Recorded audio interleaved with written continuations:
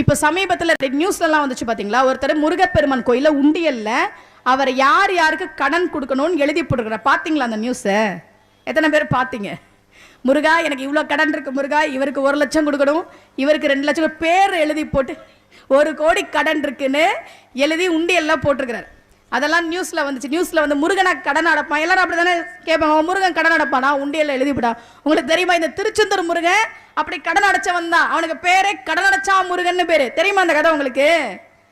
முருகப்பெருமான் இருக்கிறாரே திருச்செந்தூர் முருகப்பெருமான், அவருக்கு பேர் என்ன? கடன் அடைச்சா முருகன். யாரோட கடன் அடைச்சான் தெரியுமா? ஆசு கவி நல்லா பாடுவார், ஐயா கண்ணு புலவர்னு. இங்கேருந்து பக்கம் ஒரு 5 கிலோமீட்டரில் அவர் ஊர். இதெல்லாம் சுதந்திரம் கிடைக்கிறதுக்கு முன்னாடி நடந்த கதை. அவர் ஊரெல்லாம் கடன் வாங்கிட்டார். கடன் வாங்கினப்ப திருப்பி கேட்பாங்களா மாட்டாங்களா? கேட்பாங்க தானே. கடன் கொடுத்தா திருப்பி. அன்னைக்கு ஒருத்தரை பார்க்குறேன், ஒருத்தர் சொல்கிறாரு, ஒருத்தரை பார்த்து, யோ